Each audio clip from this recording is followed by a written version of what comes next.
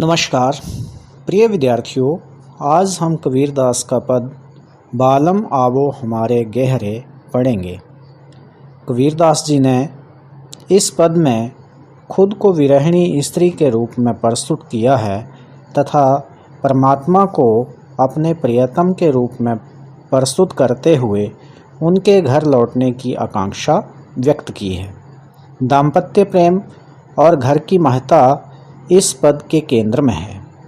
वैसे तो कबीरदास जी निर्गुण ईश्वर में विश्वास रखते हैं, लेकिन आत्मा और परमात्मा के संबंधों को व्यक्त करने के लिए उन्होंने पति पत्नी के संबंधों का सहारा लिया है।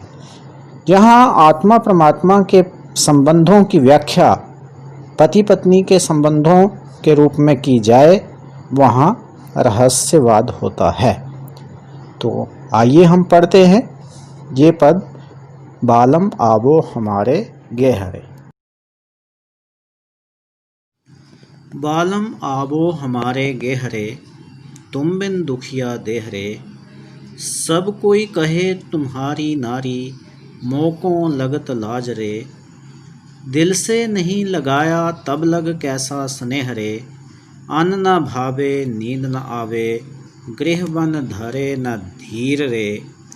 कामिन को है बालम प्यारा, ज्यों प्यासे को नीर रे।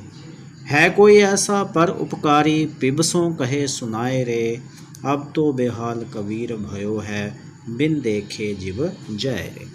सबसे पहले हम शब्दों के अर्थ देखते हैं। बालम का अर्थ है प्रियतम और गेह का अर्थ है घर या गृह, देह शरीर। तुम्हारी नारी, नारी होती है स्त्री, तो तुम्हारी स्त्री अर्थात पत्नी। मोकों का अर्थ है मुझे। लाज का अर्थ होता है शर्म। स्नेह का अर्थ है प्रेम। भावई का अर्थ है भाना, अच्छा लगना। धीर धैर्य।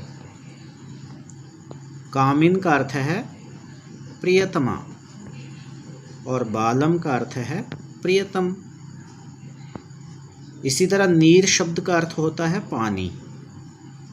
परोपकारी का अर्थ होता है दूसरों का उपकार करने वाला। पिबसों का अर्थ है प्रिय से या प्रियतम से। बेहाल बुरा हाल। भयो है हो गया है। जीव जाए रे, प्राण जाएंगे।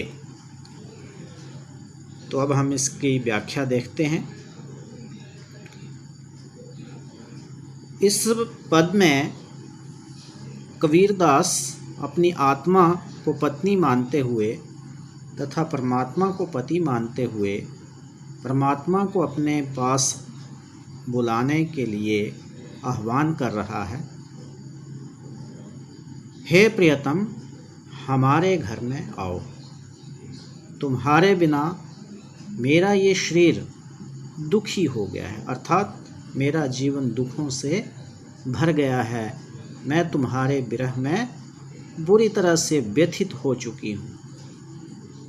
वैसे तो दुनिया में हर कोई व्यक्ति मुझे तुम्हारी पत्नी मानता है, लेकिन लोगों की ये बातें सुन सुनकर मुझे शर्म आती है। क्यों शर्म आती है? क्योंकि तुम तो मेरे पास कभी आते ही नहीं। मैं मानती हूँ कि तुम्हें मुझसे प्रेम है, लेकिन दिल से नहीं लगाया तब लग कैसा स्नेह रे। आत्मा परमात्मा से कहती है कि तुम्हें मुझसे प्रेम अवश्य है, लेकिन यदि तुमने मुझे अपने हृदय से नहीं लगाया तो मैं कैसे मान लूँ कि ये तुम्हारा मेरे प्रति स्नेह है। अर्थात दिल से लगाना या हृदय से लगाना भी स्नेह की अभिव्यक्ति होती है। तो आत्मा की तीव्र इच्छा है कि परमात्मा उसे अपने हृदय से लगाए। आत्मा की स्थिति एक विरहिणी नायिका की तरह है जो विरह में व्यथित है। उसे अन्न न भावे, ना भोजन अच्छा लगता है, नींद ना आवे, नींद नहीं आती है, ना घर में ना वन में उसे कोई चैन मिलता है। अर्थात वह हर जगह बेचैन ही रहती है। क्यों? क्योंकि कामिन को है बालम प्यारा, प्रियतमा को केवल प्रियतम ही प्रिय होता है। अर्थात एक पत्नी के लिए पति उतना ही प्रिय होता है जितना प्यासे व्यक्ति के लिए पानी प्रिय होता है। तो पतिव्रता स्त्री को कबीरदास ने भक्त से कम नहीं माना है, इसलिए वो अपनी आत्मा को पतिव्रता स्त्री का रूप दे रहे हैं। और पतिव्रता स्त्री के लिए अपने पति के सिवा कोई दूसरा प्रिय नहीं होता। और इसके लिए दृष्टांत दिया गया है कि प्यासे के लिए पानी के सिवा कोई चीज़ प्रिय नहीं होती। कबीरदास जी कहते हैं कि है कोई ऐसा परोपकारी, पिब सो कहे सुनाए रे। उनकी आत्मा की पुकार है, क्या संसार में कोई ऐसा परोपकार करने वाला व्यक्ति मिल सकता है जो उनके प्रियतम से उसकी व्यथा कह सुनाए कि अब तो बेहाल कबीर भयो है। कबीरदास जी कहते हैं कि अब उसकी आत्मा का विरह बढ़ता ही जा रहा है और उसकी हालत खराब हो गई है, दयनीय हो गई है। अब यदि ईश्वर ने दर्शन नहीं दिए तो वह उनको बिना देखे उसके प्राण निकल जाएंगे। तो विरहिणी नायिका के रूप में आत्मा की परमात्मा से मिलन की तड़प इस पद में व्यक्त हुई है। तो अब हम थोड़ा काव्य सौंदर्य देखते हैं। कवि ने आत्मा को प्रेमिका और परमात्मा को प्रेमी मानकर एक रूपक बनाया है। विरहिणी आत्मा की करुण पुकार में रहस्यवाद की भावना दिखाई दे रही है। दूसरे बिंदु पे लिख सकते हो कि यहाँ विप्रलंब श्रृंगार का चित्रण हुआ है। एक अलंकार की स्थिति देखते हैं। दुखिया देह कोई कहे धरे धीर, जिब जाए आदि में अनुप्रास अलंकार का प्रयोग हुआ है। ये एक भक्ति रचना है, तो भक्ति भाव भी यहाँ व्यक्त हुआ है।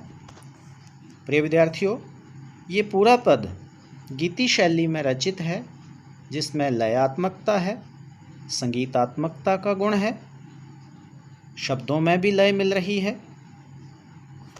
तो गीति शैली का प्रयोग यहाँ किया गया है। इस पद की भाषा भी सधुकड़ी है।